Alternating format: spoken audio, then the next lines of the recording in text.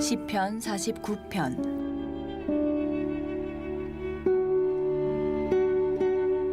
뭇 백성들아 이를 들으라. 세상의 거민들아 모두 귀를 기울이라. 귀천 빈부를 막론하고 다 들을지어다. 내 입은 지혜를 바라겠고 내 마음은 명철을 작은 소리로 읊조리리로다. 내가 비유에 내 귀를 기울이고 수금으로 나의 오묘한 말을 풀리로다. 죄악이 나를 따라다니며 나를 애워싸는 환난의 날을 내가 어찌 두려워하랴. 자기의 재물을 의지하고 부유함을 자랑하는 자는 아무도 자기의 형제를 구원하지 못하며 그를 위한 속전을 하나님께 바치지도 못할 것은 그들의 생명을 속량하는 값이 너무 엄청나서 영원히 마련하지 못할 것임이니라. 그가 영원히 살아서 죽음을 보지 않을 것인가. 그러나 그는 지혜 있는 자도 죽고 어리석고 무지한 자도 함께 망하며 그들의 재물은 남에게 남겨두고 떠나는 것을 보게 되리로다. 그러나 그들의 속생각에 그들의 집은 영원히 있고 그들의 거처는 대대에 이르리라 하여 그들의 토지를 자기 이름으로 부르도다. 사람은 존귀하나 장구하지 못하며 멸망하는 짐승 같도다. 이것이 바로 어리석은 자들의 길이며 그들의 말을 기뻐하는 자들의 종말이로다. 셀라. 그들은 양같이 스올에 두기로 작정되었으니 사망이 그들의 목자일 것이라. 정직한 자들이 아침에 그들을 다스리리니 그들의 아름다움은 소멸하고 스올이 그들의 거처가 되리라. 그러나 하나님은 나를 영접하시리니 이러므로 내 영혼을 스올의 권세에서 건져내시리로다. 셀라. 사람이 치부하여 그의 집에 영광이 더할 때에 너는 두려워하지 말지어다. 그가 죽음에 가져가는 것이 없고 그의 영광이 그를 따라 내려가지 못함이로다. 그가 비록 생시에 자기를 축하하며 스스로 좋게함으로 사람들에게 칭찬을 받을지라도 그들은 그들의 역대 조상들에게로 돌아가리니 영원히 빛을 보지 못하리로다. 존귀하나 깨닫지 못하는 사람은 멸망하는 짐승 같도다. 참 오늘도 참 놀라운 말씀이죠. 과연 우리 인생이 어떤 인생인지, 우리 인생의 그 놀라운 비밀을 가르쳐주는 그런 놀라운 생명의 말씀이 이 시편 49편에 기록되어 있는 것을 보게 됩니다. 성서는 사람을 크게 두 가지 종류의 사람으로 나눠서 보고 있죠. 하나는 지혜로운 사람이 있다. 세상에는 보면 참 지혜로운 사람이 있다는 거예요. 그런데 또 보면 어리석은 사람이 있다. 그런데 오늘 시편 49편은 어리석은 사람에 관한 노래입니다. 누가 어리석은 사람인가? 우리는 지혜가 있다라고 말할 때 그 사람이 얼마나 IQ가 높고 얼마나 좋은 학교를 나왔고 얼마나 스펙이 좋은가 그런 걸 가지고 참 지혜로운 사람이다 이렇게 보죠. 또 그래서 우리 자녀들도 그런 자녀들을 만들기 위해서 몸부림치는 걸 보게 되는데 성서는 그런 것들이 결코 우리를 지혜롭게 하지 못한다라고 하는 거예요. 아무리 세상에 권력이 있고 명예가 있고 그리고 좋은 학교를 나오고 스펙이 좋아도요 어리석은 인생들이 있다. 그러니까 오늘 이 시편 49편 말씀 보게 되면 이 세상에 이 땅의 삶을 살아가면서 정말로 어리석은 그런 사람이 있는데 그 어리석은 사람이 어떤 사람인가? 두 가지로 나눠지는 거예요. 하나는 정말로 어리석은 사람, 그 어리석은 사람은 바로 자신의 재물을 의지하고 그것을 자랑 삼는 사람이 가장 어리석은 인생이다 라고 하는 거죠. 자, 그 내용이 우리 6절에 나와요. 6절 함께 읽어봅니다. 자기의 재물을 의지하고 부유함을 자랑하는 자는 아무도 자기 형제를 구원하지 못하며 그를 위한 속전을 하나님께 바치지도 못할 것은 그들의 생명을 속량하는 값이 너무 엄청나서 영원히 마련하지 못할 것임이라 그랬어요. 어리석은 자는 누구냐? 바로 자기의 재물을 의지하고 부유함을 자랑하는 사람. 자, 우리는 어떻게 보면은 이런 말씀을 쉽게 받아들이기가 어려워요. 왜냐하면 재물을 의지하고 그리고 많은 재물을 축적해서 그 많은 재물을 자랑하는 사람을 부러워하며 사니까. 또 내가 그런 사람이 되고 싶으니까. 그런데 성서는 우리에게 다른 걸 가르쳐줘요. 그런 사람은 어리석은 사람이라는 거예요.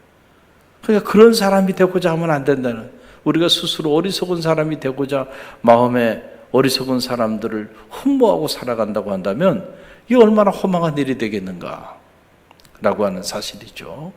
복음이 잘못 전해지고 복음의 본질이 왜곡되다 보니까 물질적인 풍요가 곧 하나님의 축복의 모든 것인 것처럼 그렇게 가리켰어요, 한국교회가.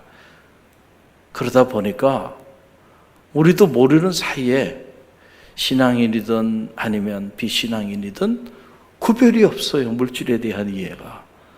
이게 너무너무 안타까운 상황이죠.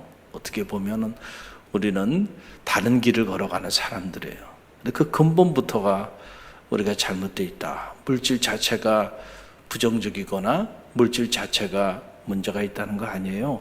기독교는 물질에 대해서 긍정적으로 생각합니다. 왜냐하면 하나님께서 지으신 모든 피조의 세계 안에 있기 때문에, 그래서 이 세상을 부정하지 않습니다. 긍정하죠. 그래서 이 땅에 하나님의 나라, 그 하나님의 나라를 실현하고자 당신의 아들을 우리 가운데 보내주시기까지 하신 거잖아요. 그런데 문제는 어디냐면 이 물질이, 이 재물이 우상이 돼서 하나님이 창조하신 그 피조의 세계의 수단인데, 그 피조의 세계의 수단을 마치 창조주 하나님처럼 숭배하고 그것을 궁극적으로 의지하고 그것을 삶의 자랑으로 삼고 살아간다고 하니까 거기에 문제가 있는 거예요. 우리에게 재물을 주신 것은 그 재물을 통하여 하나님의 선하신 뜻을 이루는 삶을 살도록, 때로는 하나님께서 우리에게 물질도 주신 거죠. 할렐루야. 그럼 그 물질은 우리가 잘 선용해야 할 수단이지, 물질 자체가 그것이 우리의 숭배의 대상이 되고 우리 의지의 대상이 되고 그리고 그것이 우리의 자랑의 대상이 돼서는 안 된다는 거예요. 우리의 정말로 자랑은요, 하나님을 자랑해야 돼. 할렐루야. 근데 성도의 입에서 하나님을 자랑하지 않고 자꾸 자기가 가진 재물을 자랑하고 자기가 가지고 있는 물질을 자랑하고 살아간다고 한다면 어떻게 그 사람이 하나님의 사람일 수 있겠는가? 무엇을 의지하며 사십니까? 정말로 하나님을 의지하며 사는가? 아니면 내가 축적해 놓은 내 재물을 의지하며 살아가고 있는가? 라고 하는 그런 얘기죠. 자, 우리가 사적 소유를 인정하는 자본주의 사회 한복판에 살다 보니까 이 자본이라는 것의 가치가 모든 가치를 평가하는 기준이 되어버렸어요. 그래서 우리가 어떤 노동을 해도 그 노동의 가치를 평가할 때 그 노동을 통해서 과연 연봉이 얼마냐, 그 노동을 하면은 한 달 수익이 얼마냐, 그러니까 그 노동이 얼마나 신성하고 그 노동이 얼마나 의미 있는 노동인가라고 하는 것은 아무도 생각하지 않아요. 단지 그게 얼마짜리야 라고 하는 얘기예요. 그래, 그 일에서 하루에 얼마를 벌어, 한 달에 얼마를 벌어, 1억을 벌어, 그거 대단한 일이에요. 그런데 그 한 달 내내 일해서 한 돈 100만 원 벌어? 무가치한 일이에요.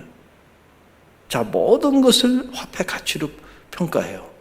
모든 가치를 다 이 물질의 기준을 둬가지고 가치를 평가하는 이런 자본주의 이데올로기 속에 우리가 살아가고 있어요. 그래서 그러다 보니까 자본이라고 하는 것이 모든 가치의 기준이 되고, 그리고 더 나아가서 그것이 우리 삶의 목적이 되고 의지가 되고 숭배의 대상이 되기까지 하는 이런 끔찍한 세상 속에 한복판에 살고, 심지어 복음조차도 이 자본주의 안에 이렇게 천착해가지고 복음의 본질이 다 사라져버리게 되는 이런 안타까운, 그래서 예수님이 가르쳐주신 그 길하고는 전혀 다른 길을 걸어가는 거죠.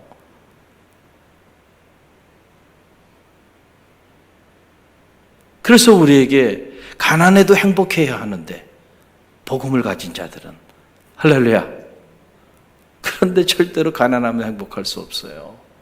물질이 있어야 행복한다고 생각한다니까요. 그 예수님께서 가난한 자가 행복하다 그래. 하나님의 나라가 저희 것이다 하는데 누구도 그 길을 가고 싶어 하지 않고 그 길의 의미를 알지 못해요. 진정 부요한 자의 길을 평생을 살아보지 못하고 살아가는 것이죠.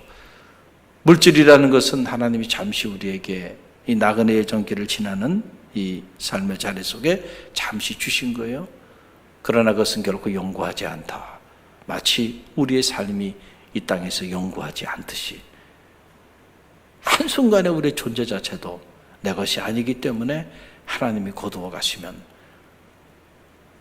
먼지 하나, 흔적 하나 남기지 않고 사라져버릴 인생인데, 그런 인생이 마치 내가 세운 집이 영구하고 내가 세운 재산이 영구하리라 생각하면서 살아가니 얼마나 이 인생이 어리석은 인생이냐라고 하는 그런 사실이에요. 그래서 시편 49편 11절로 13절 11절로 13절 말씀 보세요. 함께 읽어봅니다. 그러나 그들의 속 생각에 그들의 집은 영원히 있고 그들의 거처는 대대에 이르리라 하여 그들의 토지를 자기 이름으로 부르는도다. 사람은 존귀하나 장구하지 못하며 멸망하는 짐승 같도다. 이것이 바로 어리석은 자들의 길이며 그들의 말을 기뻐하는 자들의 종말이로다. 그랬어요. 사람의 끝이 있다는 거죠. 그런데 본인 스스로 자신도 영구하고 그리고 자기가 세우는 자기 집도 영구하리라 생각한다는 거예요. 그러니 얼마나 어리석은 인생이에요. 자기가 누군지를 모르고 살아간다. 그래서 소크라테스가 너 자신을 알라 그랬잖아요. 모든 지혜의 시작은 자기 인식에서부터 시작되는데 자기가 누구인가를 정확히 아는 것이 지혜죠. 우리의 삶은 결코 영구하지 않고 잠시 머물다가 사라져버리는 아침 안개 같은 뜬구름과 같은 존재인데 마치 자신이 영구히 사는 존재라고 생각하는, 그 자신이 세운 집이 그래서 영원하리라고 생각해. 그러나 영원하지 않다는 거예요. 다 사라져버리고 만다. 자신이 가지고 있는 이 소유가 자기 것이라 생각하고 자기 이름을 다 붙이는 거예요. 이 땅도 내 땅, 다 자기 이름으로.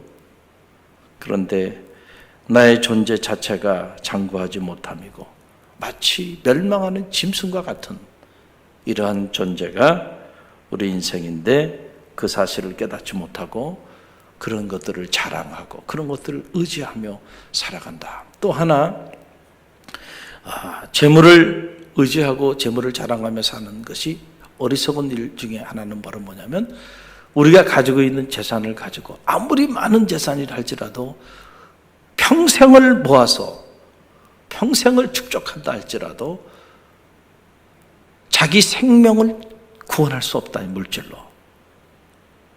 할렐루야. 이 사실을 알아야 돼요. 우리가 믿음의 길을 걸어가면서 가장 존귀한 일이 뭡니까? 영혼이 구원함을 받는 일입니다. 할렐루야. 우리 영혼이 구원함을 받는 일이에요. 자, 이 영생의 축복이죠. 이것은 하나님께서 자기 아들을 우리 가운데 내어주시기까지 하심으로 우리를 대속하셨다. atonement. 그리스도의 십자가의 그 고난의 피로 우리의 죄를 도말하시고 우리를 사망의 종로로 멸망의 자식에서 이제는 생명의 자녀로, 빛의 자녀로 우리를 구속하여 주신 거예요. 자, 이것을 돈으로 우리가 가지고 있는 이 재화를 가지고 우리의 영혼을 구원할 수 있나? 형제들의 영혼을 구원할 수 있겠는가? 그럴 수 없다는 거예요. 아무리 돈이 많아도. 왜냐하면 그 값이라고 하는 것은 우리가 가지고 있는, 우리의 생명의 가치라고 하는 것은 우리가 가지고 있는 재산을 가지고는 세계에 가장 돈이 많은 부호도 그가 가지고 있는 재산을 가지고는 생명을 구원할 길이 없다는 거예요.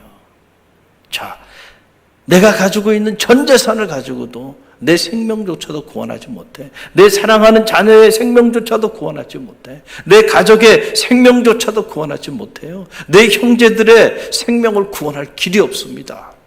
다 멸망하는 짐승처럼 결국은 다 무너지고 사라지고 다 없어질 존재들이란 말이죠. 그 값이 너무 크기 때문에. 그래서 오늘 보세요. 49편 6절 다시 한번 읽어봅니다. 내용에 보면 함께 읽어봅니다. 자기의 재물을 의지하고 부유함을 자랑하는 자는 아무도 자기 형제를 구원하지 못하며 그를 위한 속전을 하나님께 바치지도 못할 것은 그들의 생명을 속량하는 값이 너무 엄청나서 영원히 마련하지 못할 것입니다. 영원히 마련하지 못할 거예요. 생명의 가치가, 그 값이 너무 크기 때문에 오직 하나님께서 당신의 아들을 내어 주심으로 그의 핏값으로만 우리의 영혼이 구원함을 받을 수 있는 거죠. 그 핏값을 돈으로 환산해서 그 핏값을 대신할 죄가 이 땅에는 없다는 거예요. 자, 그러니까 자기 영혼도 구원하지 못하고 자기가 소중하게 생각하고 있는 사랑하는 형제들의 영혼, 가족들의 영혼, 자녀들의 영혼도 구원하지 못하는 그 재물을 숭배하고 그 재물을 의지하고 그리고 그 재물을 자랑 삼아 살아간다고 하는 그 얼마나 어리석은 인생인가 라고 하는 사실이죠. 재물은 우리가 의지해야 될 대상이 아니고요. 하나님의 뜻을 따라 선하게 사용해야 될 수단에 불과하다는 사실을 꼭 기억하시길 바랍니다. 할렐루야. 둘째로 어리석은 자는 어떤 사람이냐면은 이런 진리를 듣고도 깨닫지 못하는 자가 어리석은 인생이다. 그래서 오늘 말씀 20절 말씀 보세요. 20절 함께 읽어봅니다. 종기 하나 깨닫지 못하는 사람은 멸망하는 짐승 같도다. 그랬어요. 사람은 그 자체로 존귀해요. 왜냐하면 하나님의 형상으로 지음받은 그런 존재이기 때문에. 그러나 모든 사람이 다 존귀한 것은 아니에요. 어떤 사람은 짐승과 같다. 창세기에도 보게 되면 그가 짐승이 되었다. 이런 기록이 나와요. 그래서 우리가 흔히들 하는 말이 사람이라고 다 사람이냐. 사람 같아야 사람이지. 어떤 사람은 정말 금수마도 못한 그런 인간들도 있다는 거죠. 이 49편이 어리석은 자는 마치 이와 같다. He's like the beast that perish. 그러니까 멸망하는 beast.